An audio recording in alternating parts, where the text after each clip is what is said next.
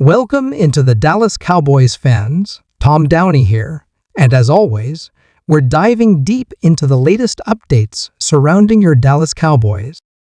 Today, we're zeroing in on the extension landscape, especially after the Cowboys finalized a major move with tight end Jake Ferguson. But if you thought that was the last domino to fall, think again.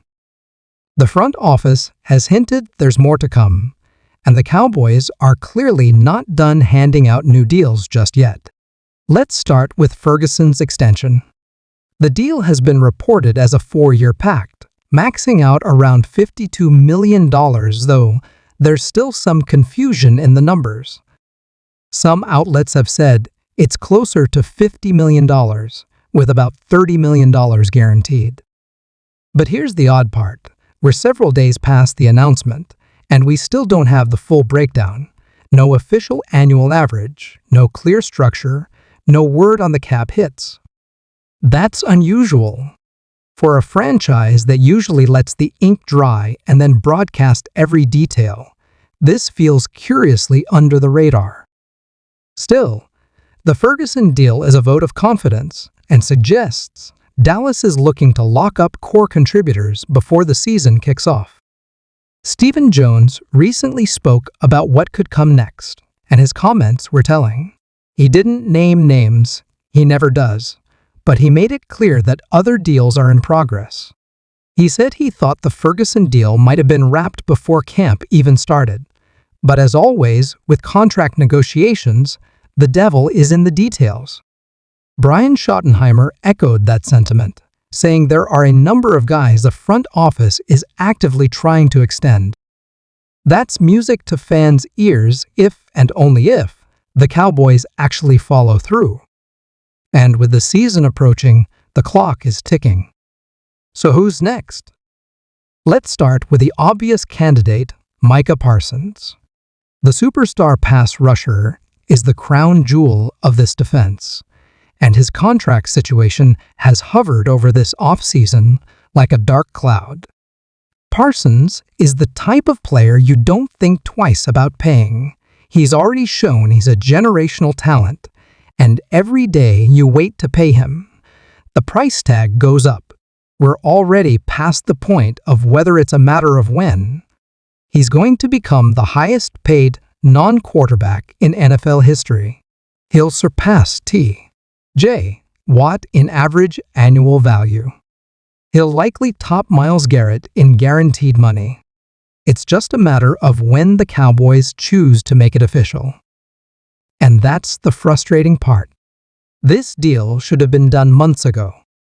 Instead, we're dragging through another classic Cowboys contract saga. It's like the Ezekiel Elliott situation all over again, or CeeDee Lamb's, or DeMarcus Lawrence's. The Jones family has made a habit out of waiting too long and ultimately paying more. It's bad business, and fans are tired of the cycle. You know Micah is your future, just get it done.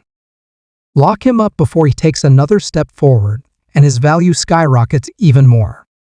Now let's talk about DaRon Bland. His case is a bit more nuanced, but no less important. Bland told reporters his agent has already been in contact with the Cowboys about an extension, and he made it clear he wants to stay in Dallas.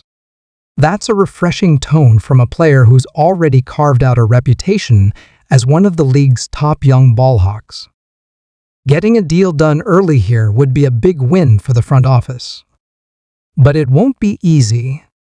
The challenge is defining Bland's value. Is he an outside corner? Or is he a nickel? That matters a lot.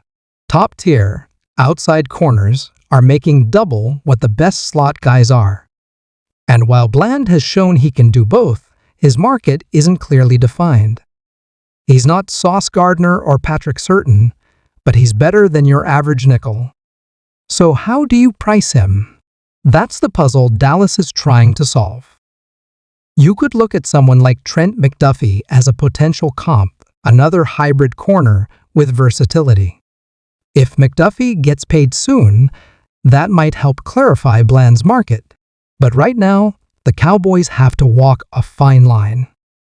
They don't want to overpay, but they also don't want to insult a guy who's become a cornerstone of their secondary. Of course, Bland's situation is further complicated by the ongoing Cold War with Trayvon Diggs. The Jones family has publicly criticized Diggs' rehab process, suggesting he'd be further along if he stayed in-house. Diggs, unsurprisingly, didn't appreciate that he fired back with a cap emoji on Twitter, calling out the front office for spreading what he sees as false narratives.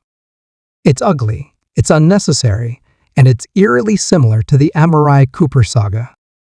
The writing feels like it's already on the wall. Diggs might not be long for Dallas, and if that's the case, Bland becomes even more vital. Next up, Tyler Smith.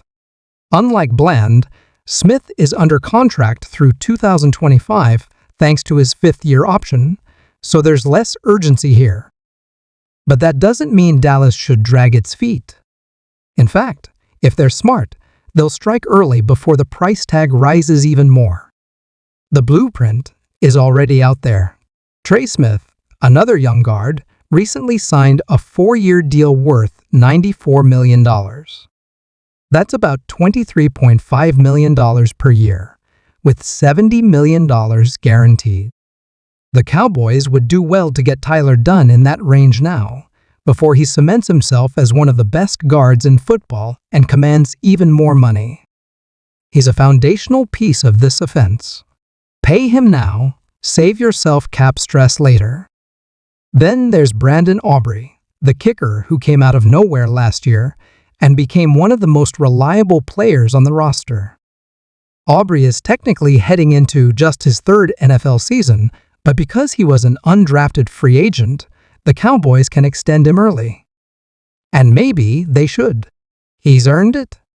Aubrey was automatic in 2024, and while kickers are often overlooked, securing one who's consistent and calm under pressure is invaluable. The current highest-paid kicker in the league is Harrison Butker at $6.4 million per year. A tag would cost more than that, around $6.7 million. So why not just lock Aubrey up now with a multi-year deal and avoid the hassle down the road? And finally, we get to the wild card, Sam Williams. The edge rusher missed all of last season with injury, but flashed potential during his first 2 years.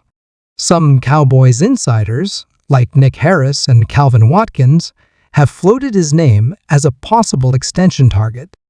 But that feels premature. Dallas has invested heavily at edge rusher. In recent drafts, they took Donovan Ezeraku and Marshawn Nealand with second-round picks in back-to-back years.